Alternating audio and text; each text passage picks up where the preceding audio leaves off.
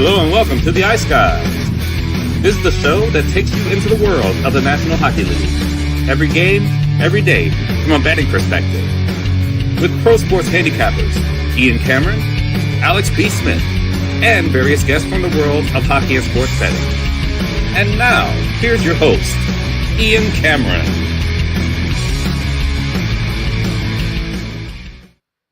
Welcome to the Ice Guys. It is Friday, April the 11th. Ian Cameron, Mikey in the house, Alex away today. Migraines from the betcast last night, but he'll be back Sunday is when he will be back on the show. Sunday with us. He'll be off away tomorrow as well, but back on Sunday. For those of you wanting to know what he's betting and his card, if you're a Patreon member, he's still sending in a card for the next 2 days, even though he's not on the show. So we will definitely post the card on the Patreon page for Alex. He's still handicapping the card the next 2 days. So Alex's bets will be posted on the Patreon page for Patreon members at patreon.com/iceguys. But Mikey and I are here for this 5-game NHL slate, and we're very much looking forward to it. Of course, there's some pretty good games tonight, big games. Montreal, Ottawa, and of course, Minnesota, Calgary are the two games that stand out in that regard. A lot of playoff implications in each of those hockey games. As far as last night goes in the NHL, it was a, win some, lose some night. That's the best way to describe it. I actually got out of the night plus 0.1 units of profit. So it's not much, but we'll take it. Any profit's good. So 0.1 units of profit. That doesn't happen very often. Usually, it's a little more sizable winning or losing than that. But boy, oh, but it tells you it pretty much was a break-even kind of night. It would have been better had the fucking full game over in the show best bet cast with Buffalo and Columbus. But unfortunately, let's give Jet Greaves credit. He played really well in net for the Jackets. Really put the just put a brick wall up there against Buffalo. I thought he played great in the third period, especially late when Buffalo was making their push when they were trailing 3-2. But Jackets, a good job by them, a 3-2 win over the Buffalo Sabres to get a couple of home wins in a row for them, even though they're going to fall short, obviously, of making the playoffs. The Detroit Red Wings, and that's what I feared for them. They did actually have the lead after the first period, but it was all downhill after that. Florida took over, and the Panthers got a 4-1 win over the Detroit Red Wings in that game. Chicago-Boston, 5-2. This was one of the good results. The over in this game, we figured not a whole lot of defense would be played. It took a while for the goals to erupt, and most of them were Chicago in the third period. Just an eruption of offense there in that game for the Blackhawks against the Bruins, and they end up getting a 5-2 win in that game. Carolina-Washington, pretty crazy game. Back and forth it went. Carolina got the quick 2-0 lead. Washington gets 4 unanswered to take a 4-2 lead. Hurricanes get 2 in the third to tie it, force overtime and a shootout. And the Capitals did win at 5-4 in a shootout. That was a great game for me because I had the over 5.5 in that game. And I also took a live piece of the draw in that Carolina-Washington game on the betcast at plus 300. So I was very happy to be able to cash that. So that was a very good result. What can you say about the New York Islanders? My gosh. I mean, it's bad when the New York Rangers, who have been a dumpster fire for a couple of months now and just got beat 8-5 by the Philadelphia Flyers the previous night, that they are able to roll in to UBS Arena and put a 9 spot on the board. Have you no shame, New York Islanders? My God, horrific. 9-2 in favor of the New York Rangers. Thank goodness. Something inside my head told me don't take the Islanders. I know you want to fade the Rangers, Ian, but don't do it. And I did not do it. I did not take the Islanders. I stuck with the over, and I am very glad I did. A 9-2 Rangers win there. Unfortunately, I was stupid enough to take the Islanders live team total over 2.5. It was a great price, though, plus 250. Thinking they could at least get 2 goals on this bad Ranger defense in the third, and they could only get the 1. It was just a horrible night. Hogberg was not good, but they weren't very good in front of him either. It's a shared responsibility. Got so bad that Patrick Waugh finally showed a little mercy and put Tristan Lennox in the game right at the end after.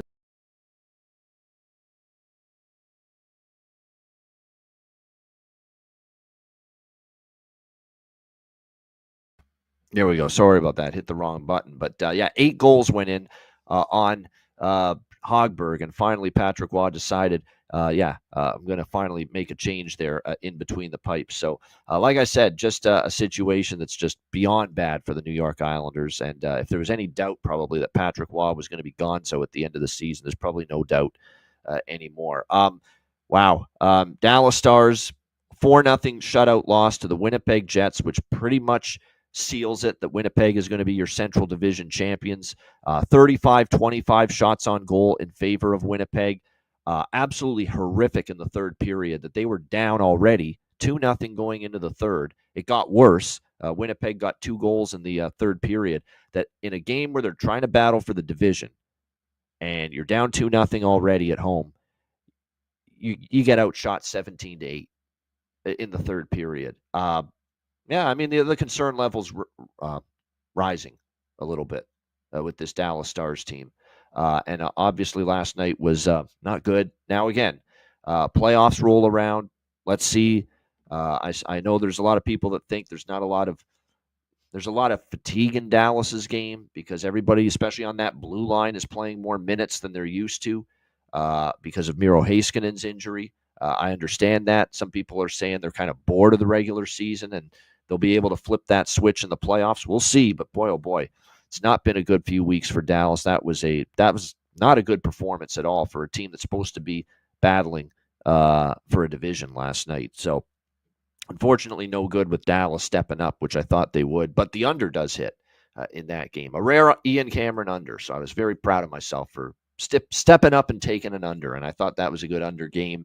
And it was. That's now 8 straight unders for Winnipeg. And that's now 8 straight unders in the head-to-head between the Winnipeg Jets and Dallas Stars as well. So Winnipeg, you might as well just crown them Central Division champions now because that win pretty much gave them the division with that 4-0 win against Dallas. Vancouver, 4-1 against Colorado. Another team you'd want to be concerned about betting here down the stretch, Colorado. You know, they're a team that can't move up or down. Vancouver showed a way more interest in competing in that game than Colorado did. A nice 4-1 win there for the Canucks.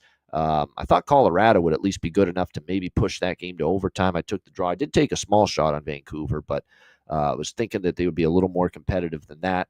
We hit the over with Nashville, Utah. Took a while for the goals to happen, but after a scoreless first period, and again, the second period over for these scoreless first periods just continues to be just dynamite. How good these second period overs. We had 2 of them at 9 o'clock Eastern. Vancouver, Colorado, scoreless after the first. Nashville, Utah was scoreless after the first. Both games had 3 goals in the second period. So I look at that as, wow, great job. You know, that angle has been terrific. It's been dynamite bet in the second period over after a scoreless first period. Just continues to cash. And, of course, the full game over does as well. But how about Nashville rallying back to get a 4-3 shootout win there against Utah? L.A. crushes Anaheim 6-1. I was on Anaheim not to score a goal in the first period, so nice to see that work out well.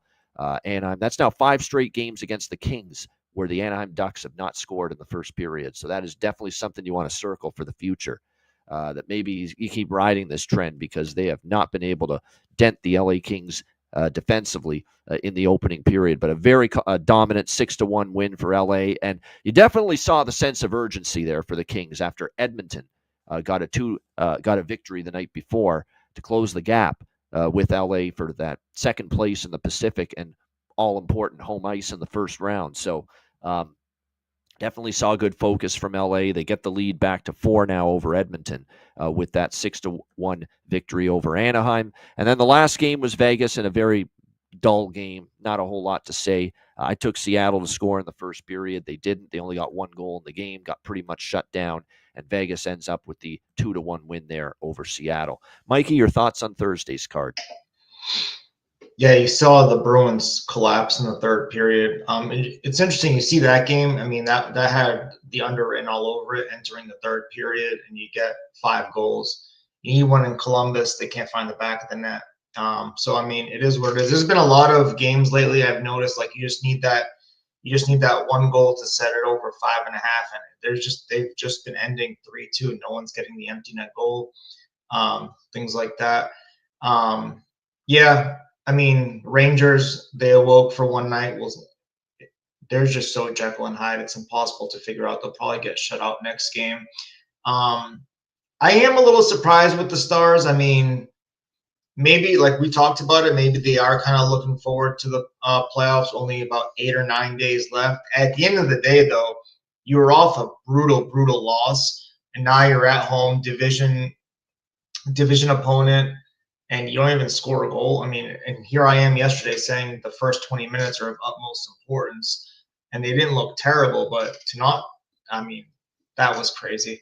I'm still not pressing the panic button, but I mean, I wasn't expecting a shutout at home. Let's just put it that way. Canucks, yeah, that was a nice plus 180 cash with Colorado resting McKinnon, and now Colorado announced 6 or 7 players aren't even going to make the road trip.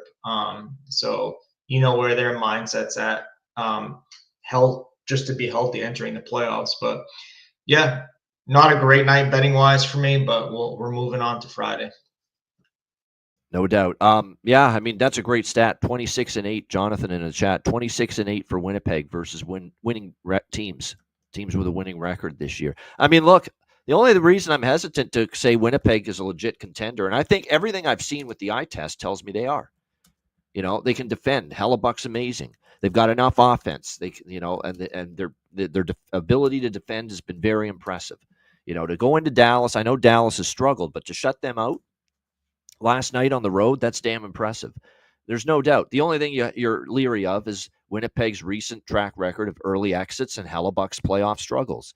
But if they can get beyond that, they're alive as anybody in the West to win the West and get to the final and win the Cup. They are, if they play this way, no doubt. They've got the blueprint. The way they've played in the regular season this year is the blueprint for success in the playoffs. The only question and concern is, can they replicate that, and can Hellebuck bring his regular season to the playoffs for the first time? Can he do it? Because he did not do it last year, and there's been a noticeable gap between his regular season and his playoff performances the last 2 years. It's just been that simple. But if they can, Winnipeg can win a Stanley Cup. I'll say that right now. They can win the West. They can win the Stanley Cup. If they replicate the way they played in the regular season, they can win the Stanley Cup. And yes, as Jonathan's alluded to, they still have guys out of the lineup too. Velarde's been out for a long period of time, and he's big. He's important. Top 6 forward for them. Pionk on the blue line. Neil Pionk still out. So from that standpoint, you know, like I said, everything you see with Winnipeg and that they've done this year tells you they can win it all. The only concern you have is the playoff ghosts of the past that they've had. Can they get over those? The big question. All right, let's get into Friday. We got Pittsburgh and New Jersey. Devils minus 195, home favorites, 6 the total here in this game. You know, you look at this situation here with the Devils, and I know they can't move up. They can't move down. They're locked into their seeding. They're locked into their position. They're playing Carolina in the first round. They already know it. But when you lose 7-2 at home to Boston, I do expect a little bit of focus to come out of the gate tonight. So with that in mind, I kind of like the Devils' first period puck line. That's the only bet I made pregame. I think it kind of makes sense to look in this direction. I mean, you lose 7-2 to Boston. You got to do something in the next game to respond a little bit, even if there's not a whole lot at stake. Pittsburgh is one of these teams, too. Off a win, I don't trust them. Look at Pittsburgh off a win lately. They beat Columbus 6-3. They lost the next game. They beat Ottawa. They lost the next game. They beat Dallas. They lost the next game against Chicago. They've been one of those teams where it's difficult to string wins together. So I don't know about winning the full game, and I don't like the full game value with anything involving New Jersey, whether it's full game regulation or puck line or anything like that. But I do think maybe a shot with the first period puck line. Again, small bet. Everything except a couple of bets on this card is very small for me tonight. But I do think a Devils first period puck line, I think in the first 20 minutes, they'll bring a little focus here after what happened against Boston the other night. What do you think here, Mikey? Did you get involved? Penguins, Devils. Yeah, I did. So obviously New Jersey can't move up or down with the standings. So will they rest some players? We'll see. Motivation level, I understand they're off a little bit of a bad loss, but so we'll see how they come out in the first period. In my opinion, so Pittsburgh's had a little bit of a wacky schedule the last few weeks. Towards the end of March, they had a 3-game road trip, came home for a game. Went back on a 3-game road trip, came home for a game. And now they're back on the road for just 1 game before ending the season at home. So a little bit of a cluster with the Pittsburgh schedule lately. I am rarely ever interested in backing New Jersey as a favorite, even less interested when they have nothing to play for. I think Pittsburgh plays hard and continues to try and end the season on a positive note. No team with Crosby on it is gonna half-ass it to end the season, in my opinion. Even though they didn't reach their goal of making the playoffs and winning the cup, at this price, I'm on Pittsburgh plus 170 and the team total over 2.5. Last week of the season, this is when you throw some head-to-head history out the window. New Jersey's handled Pittsburgh head-to-head, but when one team has nothing to play for and they're carrying an expensive price, I'll take a shot with Pittsburgh. Just real quick, Malkin, 2 points away from 50. Raquel, 2 points away from 70. Crosby, 3 points away from 90. And Russ, 2 goals away from 30. That's great stuff.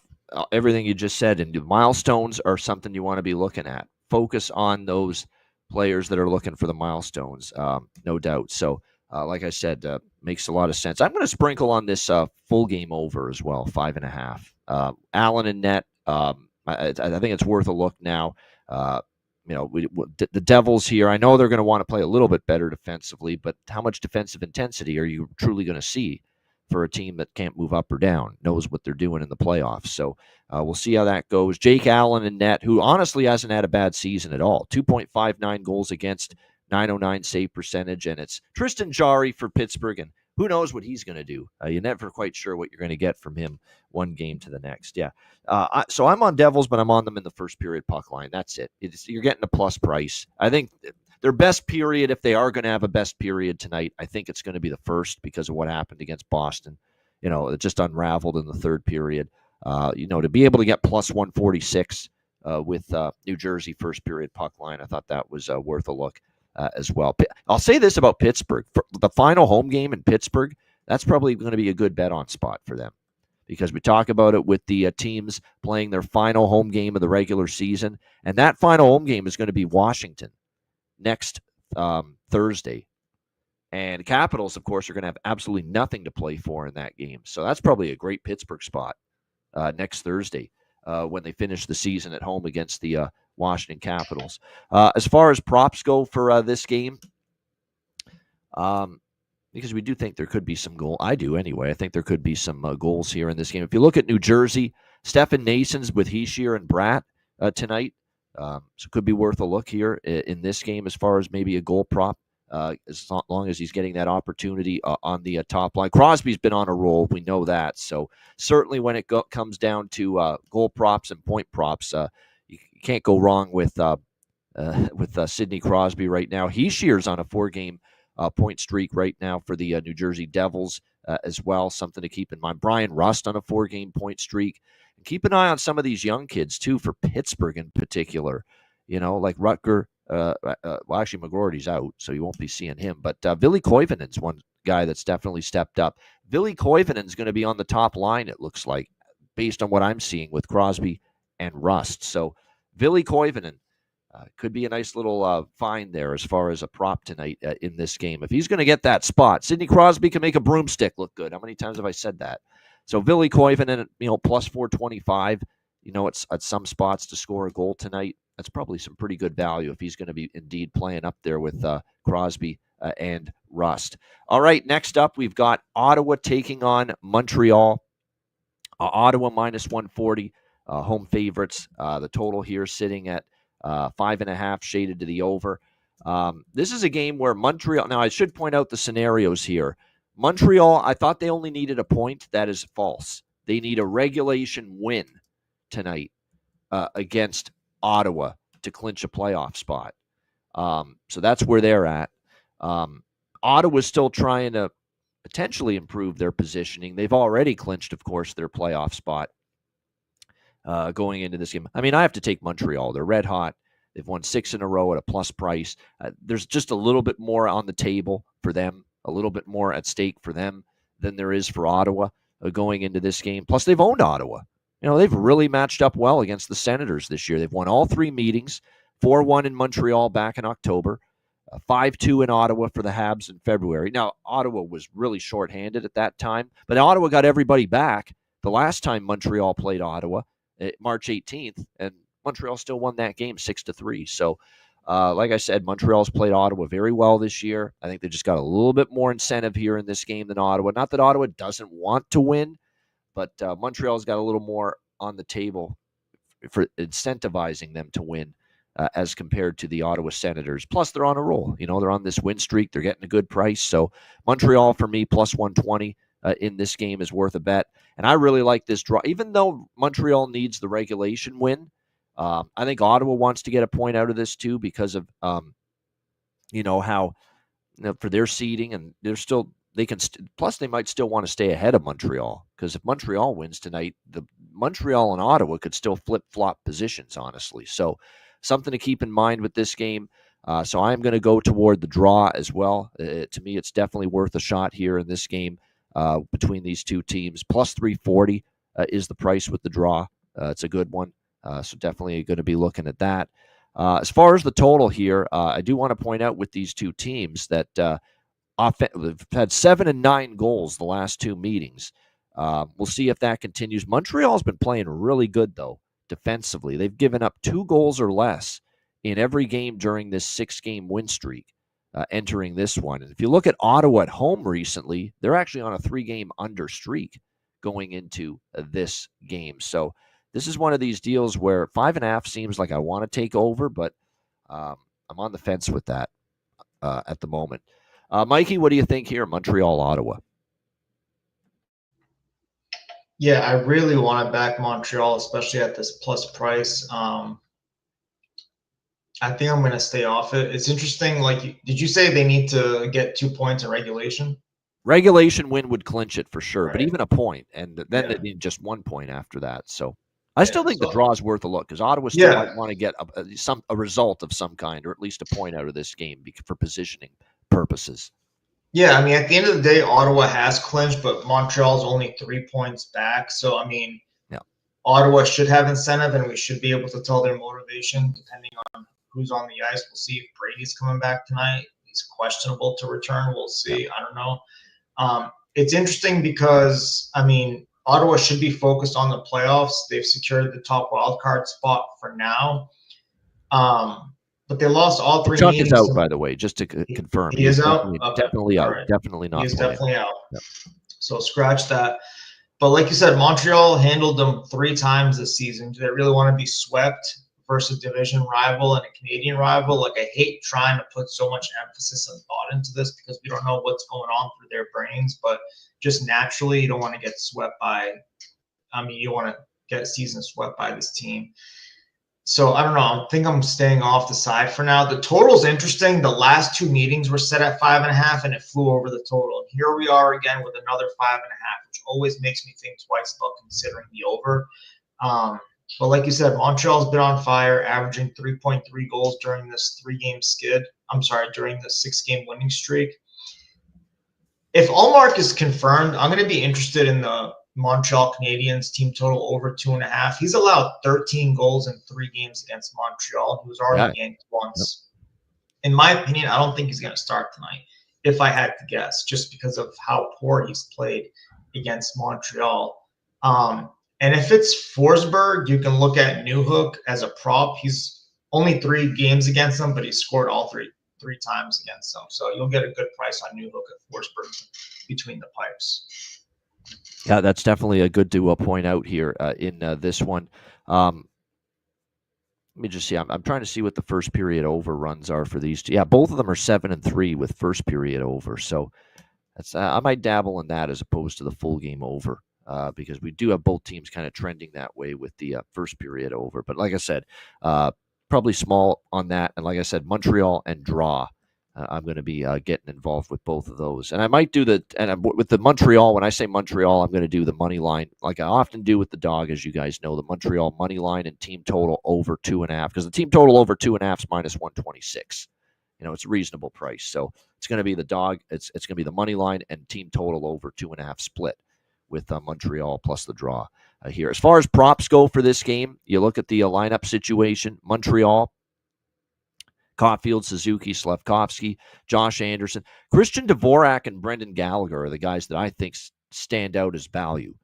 Brendan Gallagher is one of those guys that in the big moments, it's crazy how often he's capable of stepping up for this team. And obviously, he's actually, if you look at the goals for him lately, he's scored in 3 of the last 5 games. And you're getting, plus 340 on Brendan Gallagher to find the back of the net. Josh Anderson, has started to pick things up offensively, and he's upwards of plus 550 to score a goal. Obviously, it goes without saying Suzuki and what he's been able to do. I kind of think for Ottawa, Fabian Zetterlund's worth a look. He finally scored the other night against Columbus. And I think definitely you could see maybe him find the back of the net here. I think get a little bit more comfortable playing on that top line for the Ottawa. Actually, he's playing with Giroux and Cousins, the second line, but still some good value there with Zetterlund. And I like it when someone finally scores with their new team. Sometimes that can lead to a little bit of a surge offensively for that particular player. So keep that in mind. And the other one I mentioned, other than Gallagher from Montreal, could be Dvorak, plus 550. Someone that's actually picked up their offensive game a little bit of late. Obviously, Hudson's been absolutely spectacular, and I'm at the point now with Lane Hudson. It's like just give him the Calder Trophy. He's been that good. I think it's time. No, Demidov's not in yet. Bailey Demidov will make his debut Monday night for the Montreal Canadiens against Chicago. He's set to arrive with the team prior to their game against Toronto. He won't play in that game, but they anticipate he will make his debut against Chicago on Monday night. All right, next up we've got, as we continue along here, it is Detroit and Tampa Bay. Tampa Bay minus 300, home favorites, 6 the total. I got to admit, this game's a total pass for me. Total pass.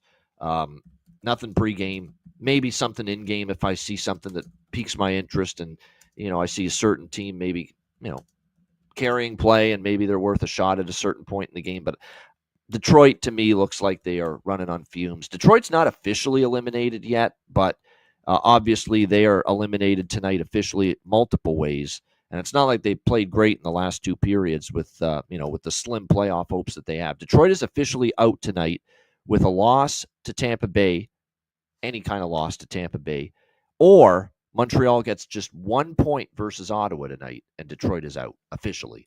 But they're out anyway. We know that. That is definitely true. Detroit is definitely out going into this game. So I don't want them. I obviously don't want Tampa Bay at this price, so there's no need to bet it.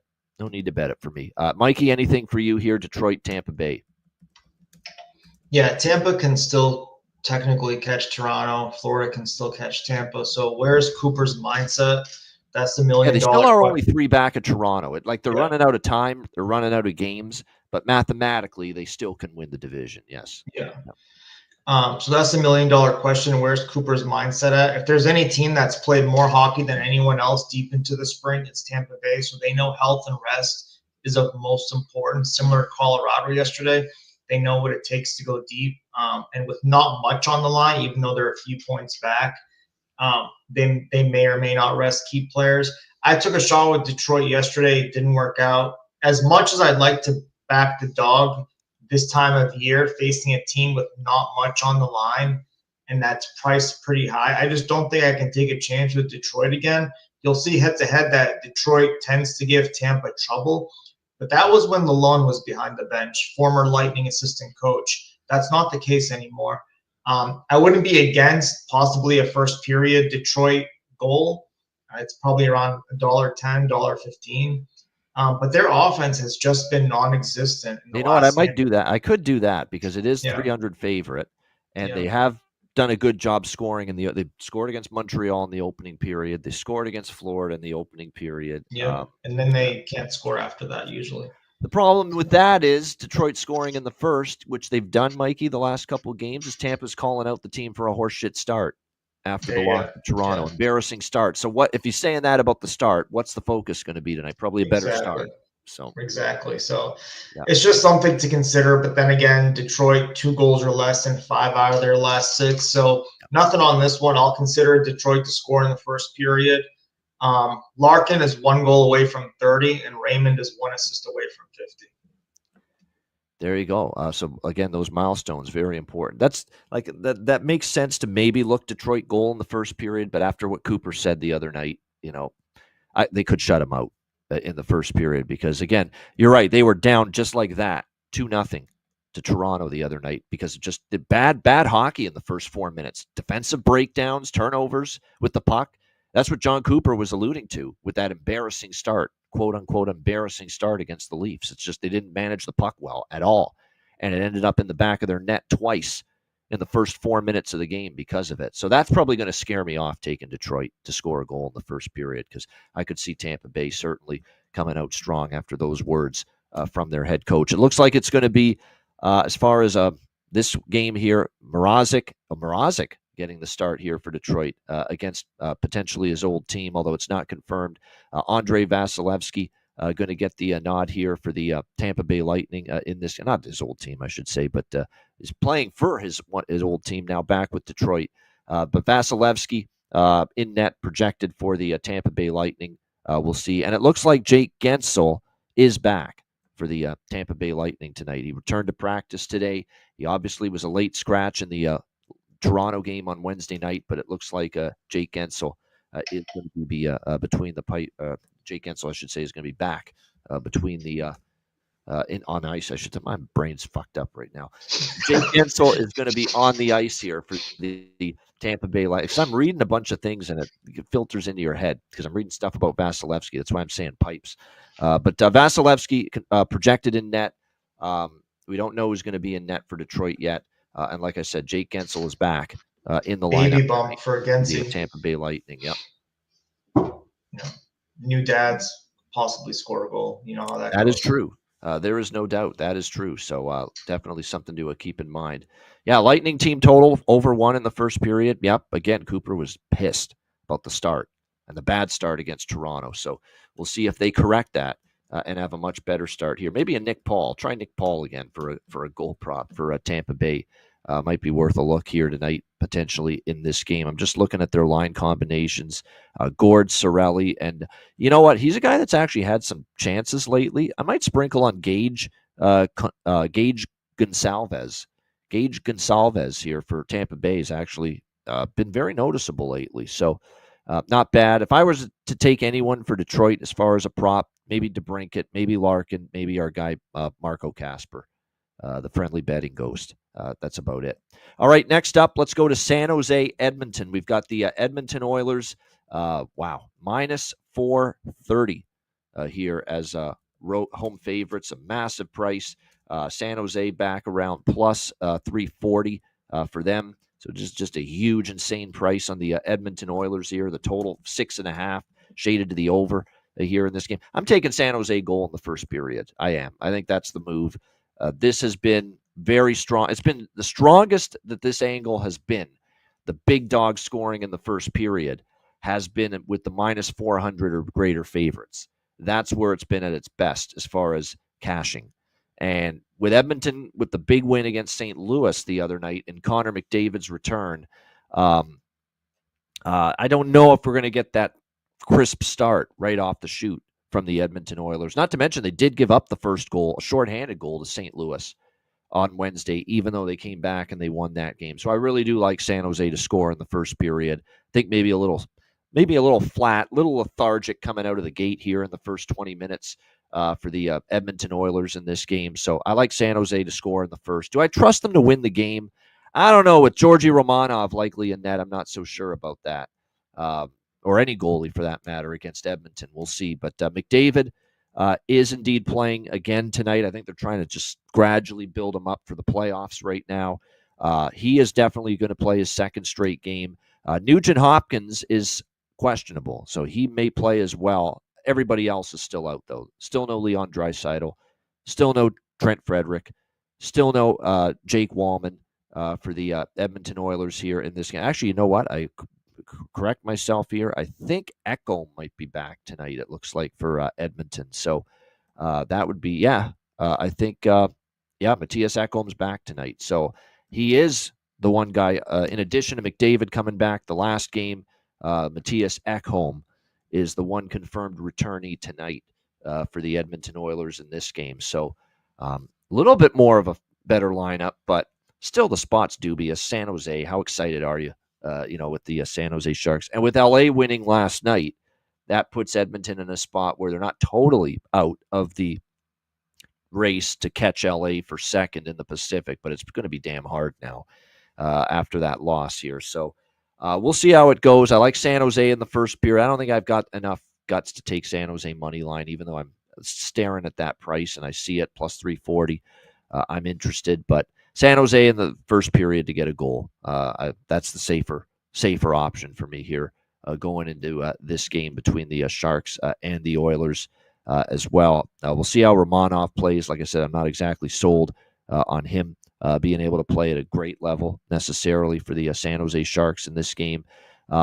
Lean to the overs too, but I'm going to wait for live to get better prices on them. What do you think here, Mikey? San Jose, Edmonton. Yeah, Edmonton won both meetings this year, but both ended 3-2, and I believe one required overtime, if I'm not mistaken. Yep. So both meetings this year were close, but overall, Edmonton usually manhandles San Jose.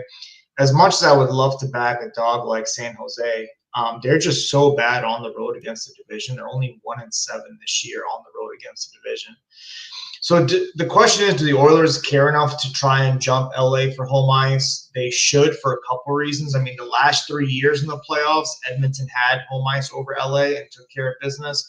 They should be confident enough to play LA home or away the way they've taken care of them in the playoffs. But I don't think they want to start the series on the road against LA this year with how good they've been. You got to think LA would like to change the narrative this spring. And they have a legit chance, and even a better chance if the series starts in LA, in my opinion. So I think Edmonton still has a little incentive to try and jump them. So we'll see. Like you said, McDavid should be in. I don't know if this looks like from last game, but I can't picture him remaining on the second line. It's showing Henrique first line center. I think that might change tonight. But we'll see. In regards to this one, this reminds me of LA Anaheim last night. LA was too expensive to back, but they were probably going to win. Edmonton's probably going to win. They're too expensive to back. So you have to get creative if you want Edmonton.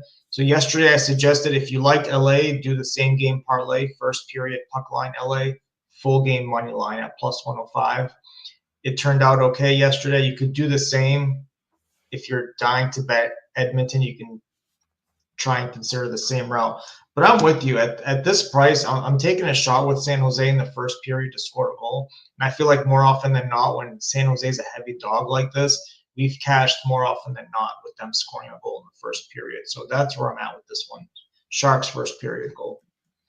Yeah, I mean, that's I think I like San Jose to get one in the first. I could see, but when Edmonton wakes up, they could just roll. I could see 1-0 San Jose, or maybe Edmonton scores first, San Jose ties it in the first 1-1, and then it gets away from San Jose.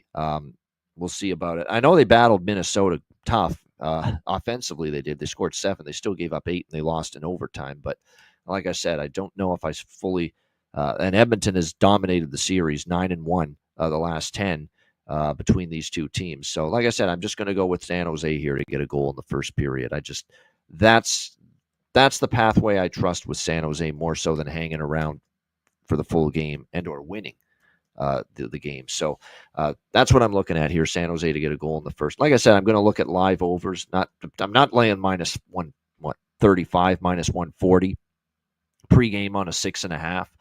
So I'm going to wait to see if maybe we get something better during the game. As far as props go, I would say if you're going to take San Jose players in any form, Celebrini, Toffoli, Will Smith have been really good for them lately. Point streaks for all 3 of those players. So I don't mind looking in that direction. Will Smith in particular, 3 straight games with a goal for San Jose as well. So keep an eye on him. You look at the forward group for Edmonton, Podkolzin and Skinner, Jeff Skinner. And by the way, there you see it. The Skinner shirt, we're rocking it today. It's great. Make sure you check it out. All the great merch at the Ice Guys store. But yes, the Skinner shirt, it's a good one. So make sure, there you go. Make sure you check that out, the Skinner shirt. As far as this game, like I said, those are some of the props for San Jose I'm interested in. On the other side of the equation here with the Edmonton Oilers, Skinner and Brown with McDavid. There's great value with whenever and whoever plays with number 97. So Jeff Skinner, Connor Brown, Victor Arvidsson, Hyman and Henrique looks like it's going to be the second line. And any of those three, especially Arvidsson and Henrique, might be worth a shot. So those would be some of the props I'm interested in for the Edmonton Oilers there on that side. And again, you're definitely going to get, obviously, value with anyone playing with Connor McDavid. All right, the final game for Friday, Minnesota and Calgary. This is like a playoff game. It's almost a must. It is a must. Calgary wins this game, and they probably have to win this game in regulation. So I'm interested to see what they do if this game's tied in the third, because I'm on the draw. Well, first of all, Minnesota minus 130, road favorites, 5.5 the total. I'm on the draw, but I'm also on Calgary in regulation. It's kind of weird how I bet this, but I want to cover both bases because Calgary could. I could see Huska pulling the goalie with the game tied late in the third. I could see it because I think they almost need to win this game in regulation and keep Minnesota from getting anything. Because I don't know if it does Calgary a shit ton of good if they win this game in overtime or a shootout and they only move 1 point closer to Minnesota and are still 5 back of them, and they lose the tiebreaker with only 3 games left. It's you almost have to take that chance, to win the game in regulation here a little bit. So we'll see if they're able to do it. And I would say if you like Calgary in the game, if you like Calgary to get the job done in this game, then don't take the money line. Take them in regulation. Take that chance that maybe, just maybe, Ryan Huska does pull the goalie if the game's tied late in the third period. So, and again, you can get upwards of plus 160 or so with Calgary in regulation. I definitely think that's the better bet if you like the Flames rather than just taking them here on the money line. I think this is kind of a cagey type of game. I think when you look at Minnesota, they're coming off the 8-7 fire wagon hockey game that I don't think anyone expected that game to be that kind of a crazy back and forth, high scoring, 15 goals combined between them. But it did. And I think Minnesota wants to get away from that. I know they were excited to have Kaprizov and Eriksson Ek back, and they combined for 6 of the 8 goals for Minnesota in that game. But I definitely think this is going to get back to, tighter checking, playoff style. Calgary blowing it against Anaheim, losing a 3-1 lead, Anaheim tying it, and then Anaheim winning in overtime 4-3. I think that makes Calgary want to button things up defensively as well going into this game tonight between these two teams. Now, the last 2 meetings this year both went over. I should point that out. 4-3 Calgary in Calgary, 5-4 Calgary in Minnesota. So you're 2-0 to the over this year between these two teams, but I just have that feeling it's going to be one of these tighter type of games. Even with the offensive capabilities of Kaprizov and Eriksson Ek returning from injury, it just has that feel of a game that's going to be a little bit tighter checking. This is one of those games where I'm just going to dabble in not only the full game under 5.5, but the first period under as well. I think especially early, you could see it pretty tight defensive battle. Minnesota looking to clean things up significantly after the 8-7 game against San Jose, which they escaped with the W. And Calgary looking to clean things up after their defense kind of collapsed down the stretch against Anaheim the other night. What's troubling you, Gus? What's troubling Gus? Philip Gustafson's confirmed in net here for the Wild. And, of course, no surprise. Until they're out, it's hungry like the wolf. It's Dustin Wolf for Calgary.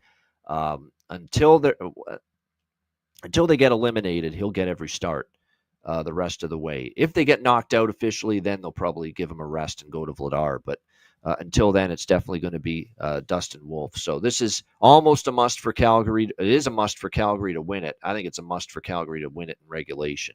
Don't think they can afford letting Minnesota get any points. Now, St. Louis is in their crosshairs now, too, because the Blues have lost 2 in a row. So from that standpoint, you look at the standings and they could win this game. Minnesota gets a point, but if Calgary wins in overtime or a shootout, yeah, Minnesota gets a point. They go to 94, but St. Louis doesn't get anything because they're not involved in the game. So if Calgary wins this game, they'd actually be in any form, regulation, overtime, or a shootout. If Calgary wins this game in any fashion, they would actually move to within 3 points of the St. Louis Blues for that final spot. And they still have a game in hand on the St. Louis Blues. Now, the problem is they lose the tiebreaker as well to St. Louis. St. Louis has 31 regulation wins, Calgary just 28. So they'd move to within 3 of St. Louis with a win, but they'd technically be 4 behind St. Louis because they lose the tiebreaker. So they would gain 2 points on St. Louis, and just so it's not like if you're Calgary, which makes me think because St. Louis has got 93 too. That's why I'm going through this in my head here. Well, hold on now. Maybe Huska won't pull the goalie late in the third period if the game's tied. Because if he does, he's going to wreck losing the game in regulation, and you've still got St. Louis there at 93 points as well. And you could take your chances just winning in overtime or a shoot. You'd want to win the game in regulation to keep Minnesota within reach. But do you want to risk losing in regulation, pulling Dustin Wolf late in a tie game in the third period, knowing St. Louis is there, and even if you win in overtime or a shootout, you can still gain 2 points of ground on St. Louis and be 3 points behind them? So that's why it's not, to me, a shoe-in or a sure thing by any stretch. Ryan Huska is going to do that kind of thing, pull the goalie in regulation in a tie game. So that's why I'm still taking the draw. Plus, you can't avoid and you can't ignore the strong recent trends either.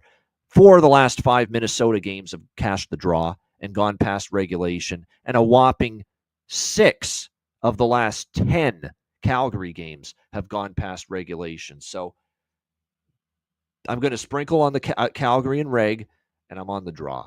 That's the way I'm approaching it, hoping to hit one of them because they're both plus money. Plus 160 on the draw, plus 340. That's plus 160 on Calgary in regulation. It's plus 320 on the draw for me. Again, we make money in this game if one of those hits. Oh, and I like the under by Fecto a little bit. Now, again, I'm a little long-term not good with unders, but we did cash Winnipeg Dallas under last night. I like that under. I really liked it. I liked it enough to bet it, and it won. So let's have some confidence here. And I like first period under and full game under here. I think it's a low-scoring battle here. What do you think in this one, Mikey? Final game, Wild Flames. So looking at Calgary's schedule, as much as you don't want to look ahead, and they're obviously not, you made a lot of good points. And also, Calgary faces the Sharks on Sunday. So a win tonight in regulation and a win on Sunday against San Jose, that's 4 points right there. And you're at, 92. St. Louis, with a couple games left, they do have a much, much, much easier schedule. They're playing at Seattle and then against Utah. So, but only 2 games remaining for St. Louis. So you made a lot of valid points. I think the best way to tackle this pregame is the draw, and then you can tackle the sides at a lot of people in the chat made some good points. Massey made a good point. Alex made a good point. It's kind of interesting that they're dogs, right? That Calgary is an underdog. I was expecting maybe even money or a pick 'em. Calgary beat Minnesota twice this year, right? So now they're at home again, getting a plus price. But Minnesota has a couple of key players back, and that's a little bit of a concern for me on why I don't want to back Calgary. But back in November, when these teams met in Calgary, Flames were minus 102. They won 4-3 in the shootout. Then they beat Minnesota again in Minnesota back in January. And now we're getting another plus money price, and they're at home, desperate team. I don't know if I'm looking too much into it or not. But like I said, pregame draw, and then I think it's best just to tackle this period by period and see how it goes. Yeah, nothing wrong with that. Like I said, this is a very fascinating game. And the way I see it, Calgary could want to win this in regulation to try to keep Minnesota within reach, maybe push more than expected if the game's tied late. And then if they don't, and they're conservative, and Huska doesn't pull the goalie, and the reason he would not pull the goalie in regulation in a tie game is because he knows, and Calgary knows, that St. Louis is still there too at 93 points. And even if you have to go to overtime or shootout to win this game, and you win it in overtime or a shootout, yeah, Minnesota would get a point and still be 5 back of them, but more importantly, you'd be 3 back of St. Louis after this game tonight. So that is important to remember that. No question about that. Or you'd be 4 back of Minnesota, rather, but you'd be only 3 back of St. Louis if you need overtime or a shootout to win this game. So that's exactly why Calgary may not take Dustin Wolf out late in the game and try to win it in regulation if the game is tied late in the third period. As far as props in this game, one thing I wanted to mention too is this kid that was just a dynamite player, dynamite scorer in the Ontario Hockey League. He's not going to play, I don't think, tonight. I don't think he's going to play until if they're eliminated. I don't think they're going to put him in any of these pressure cooker games. But Zane Parecki, this guy's a 19-year-old defenseman.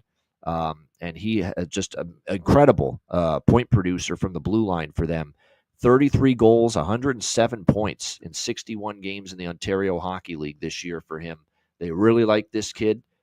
He's going to be something to watch moving forward. Of course, Zeev Buyem is going to be on his way to the Minnesota Wild, most likely, after the Denver Pioneers got knocked out in the Frozen Four yesterday. So keep an eye on him because he's a Minnesota Wild prospect. So keep an eye on that. We'll probably be seeing him soon with the Minnesota Wild, but just a couple of things to note there. The only prop I really like is Coronado. Coronado's on a roll. He's heating up.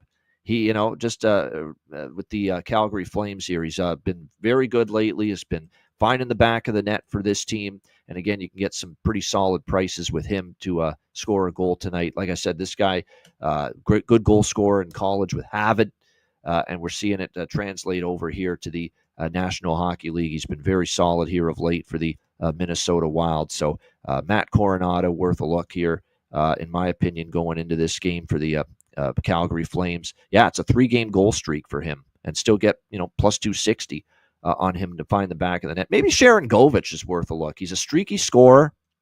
He got on the board in their last game against Anaheim. Upwards of plus 400.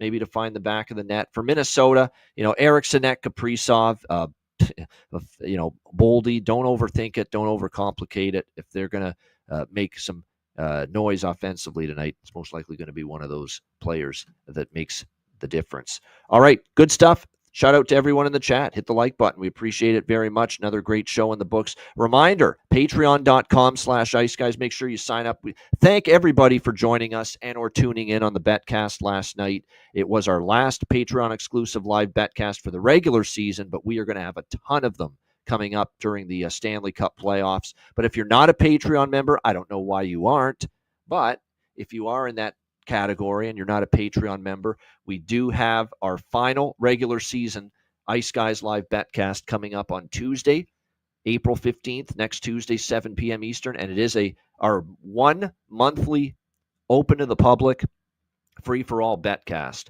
next Tuesday, 7 p.m. Eastern time. So anybody can join us on this Betcast next Tuesday. It's open to everybody, free for all. The YouTube links will be available on all social media platforms. Send the link to anybody who wants to join us. So again, next Tuesday, our final regular season live Betcast, and it is a free-for-all Betcast to everybody. So next Tuesday, April 15th, 7 p.m. Eastern, make sure you join us for that Betcast. And if you want in on the Betcast, DM or email me or Alex for a spot on the Betcast, and we will send you the link for it before it begins. But make sure you're with us for the Stanley Cup playoff Betcast, because outside of one free-for-all Betcast in May and one free-for-all Betcast in June, everything else is going to be a Patreon-exclusive live Betcast in the Stanley Cup playoffs. So again, make sure you get on board. Patreon.com/Ice Guys, $10 per month. We'll have one free-for-all Stanley Cup playoff Betcast in May, one in June, and everything else Betcast-wise will be exclusive to our Patreon members. So get on board, patreon.com/Ice Guys, $10 per month. Goalie charts, totals charts, our daily betting card, sides, totals, player props posted each and every day on the Patreon page, and of course, access to all the bonus content and Patreon exclusive live Betcast. So check it out, $10 per month. Your subscription goes a long way to supporting the show. Patreon.com/Ice Guys. And make sure you check out the Ice Guys store. You get great merch like this. The Skinner shirt, draw season. Can't find with a telescope. We've got that as well, Roland. So many great items of gear and merchandise for the Ice Guys show. Make sure you check it out, iceguys.myspreadshop.com. We've got rotating sales and offers throughout the month of April for the Ice Guys store, so make sure you check it out. Get yourself some Ice Guys gear and merch over at iceguys.myspreadshop.com. All right, we got Bargain Bin Special of the night and Best Bets coming up in just a moment, right after we hear from our great Ice Guys sponsors.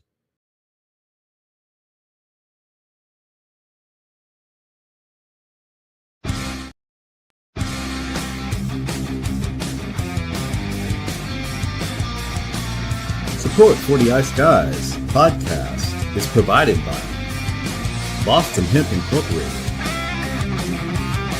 Tailgaters Social, and a big thank you to all that subscribe to the Ice Guys Patreon page.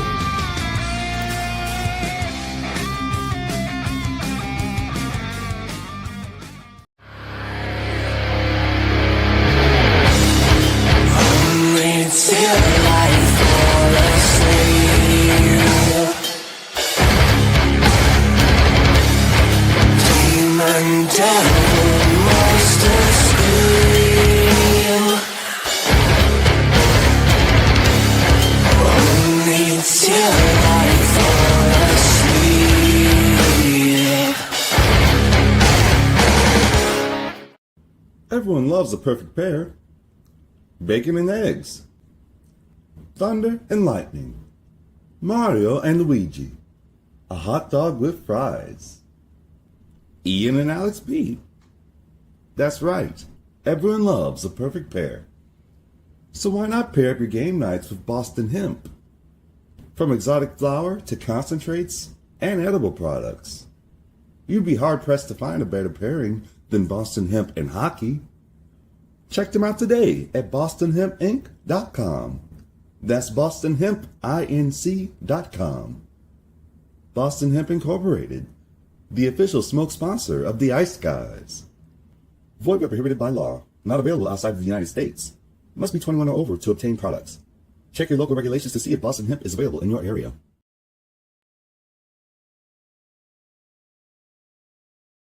Hey Ian, I got to tell you about this app I've been using lately called Kalshi. Kalshi.com. Did you know it's the only place where you can trade on March Madness in all 50 U.S. states? I have heard about this, actually. Kalshi is the first and only legal prediction market that lets you trade on real-world events with the look and feel of stock trading, whether it's who will win elections, who will win the Grammy or Oscar awards, or what the price of Bitcoin will hit this year. You can bet you trade on just about anything on Kalshi. With over 1 million users across all 50 states and over $1 billion worth of trades, Kalshi is an absolute game changer. And with March Madness coming to a close, baseball about to get in the full swing, playoffs on the horizon in hockey and basketball, now's the time to sign up to trade with Kalshi today. Sign up at kalshi.com/iceguys, and the first 500 traders to join and trade 100 contracts, you will get a free $10 credit added to your account. So don't miss out on all the action. Join Kalshi today at kalshi.com/iceguys. That's kalshi.com/iceguys.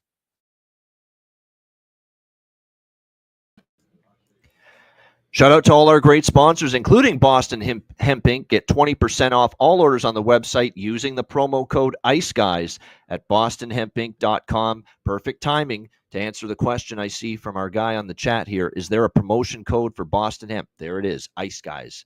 ICEGUYS. All one word. Ice Guys. So there you go. Check it out. bostonhempinc.com, 20% off using the promo code Ice Guys. And of course, kalshi.com/Ice Guys. Check it out. Trading platform, sports, crypto, politics, stocks, you name it. It's a great platform. Give it a try. kalshi.com/Ice Guys. All right, bargain bin special of the night for this Friday slate. Mikey, what do you like for the bargain bin tonight? All right, heading to Ottawa. I'm going to take a shot with Pinto. Anytime goal, plus 340. 5 games versus Montreal. He's found the back of the net twice, 10 shots. Trying to figure out where he's going to be because I know he was brought down to the 4th line and then the 2nd line. So I know he may not get power play time. But at plus 340, I think it's worth a shot with what he's done against Montreal in his career. All right, there you go. I like it. Shane Pinto, Parlay Pinto, an old bargain bin friend of ours, for Mikey here with his bargain bin special of the night. My bargain bin special of the night for this slate, I am going to rock with, let me just see what the current pricing is on this player. I don't know if it will be bargain bin price worthy, but we'll just double check in a second here. Give me one sec. All right, let me see here. Yeah, bargain bin special here. I'm going to go. Oh, it is. Yes, I mentioned him earlier. Brendan Gallagher. I'm also on. It's also from that Montreal Ottawa game. Brendan Gallagher for the Montreal Canadiens plus 340. Good price. He's someone that has been going to the front of the net, doing his thing, being a pest, being someone that the opposition has to try to deal with. Scored, of course, the other night against in the last game for Montreal. We'll take a shot with him here. Gallagher for the Montreal Canadiens plus Brendan Gallagher plus 375 for my bargain bin special of the night. All right, best bets for this Friday NHL slate. Mikey, we'll start with you. Best bet. What do you like? I'm going to go with the Penguins money line plus 170. I'm not really a believer in a jersey. I know they're off a bad game, but I don't think I just don't think their mindset right now is with the regular season. I think it's getting ready for the playoffs, and I think Pittsburgh's trying to end on a good note. So Penguins money line plus 170, best bet. All right. Pittsburgh plus 170 against New Jersey. Best bet for Mikey. My best bet, I'm going to go to that San Jose goal in the first period. It's been great. It's been money in the bank. It's been phenomenal when it's been a minus 400 favorite or greater, taking the dog to score in the opening 20 minutes. And I think San Jose is capable of doing that here tonight. Edmonton gave up the first goal early against St. Louis the other night. And I think San Jose can get on the board early tonight. So let's go with San Jose, minus 115, by the way, this is. San Jose to score a goal in the first period for my best bet here for this Friday NHL slate. Shout out to everyone in the chat. We appreciate it very much. Hit the like button on the way out. And again, we're looking forward to tomorrow. It's a big NHL. It's our last. I don't know how many great bets there are going to be, but I'm definitely, because it's a big card, but you got to pick and choose now this time of year with dubious motivation question marks across the board. But we do have a big card tomorrow. Very much looking forward to it. It's our last massive Saturday NHL regular season card to analyze of the season. So looking forward to that. I believe Ryan Robinson might be joining us tomorrow on the show. So again, looking forward to having him with us. Alex will be back on Sunday. So again, we're down to the home stretch, guys. Saturday, Sunday, Monday, Tuesday, Wednesday, Thursday. We have 6 regular season shows left for the Ice Guys. And then next Friday, we're going to have our playoff preview show. We're working on some guests for that show. Next Friday, 2 p.m. Eastern, playoff preview, series price bets, futures bets, player prop bets for the series as well, leading goal scorer in the series, that kind of thing. We'll be looking at everything to do with the first round matchups next Friday. And then next Saturday, it'll be the first game of the first round. So there you go. And our daily shows just continue. So that's the schedule moving forward. Thanks to everyone, as always, for joining us. A reminder, the Ice Guys is live 7 days a week, Monday to Friday, 2 p.m. Eastern, Saturday and Sunday, noon Eastern. If you can't watch the show live, download the Ice Guys podcast in audio form on all major podcast platforms: Google Podcasts, Apple Podcasts, Spotify, Stitcher, iHeartRadio, Amazon Music, and more. Download the Ice Guys podcast when you can't watch the show live. For Mikey, I'm Ian Cameron. Have a great Friday night. Enjoy the games and good luck. And we will be back tomorrow on Saturday at noon Eastern for another edition of the Ice Guys.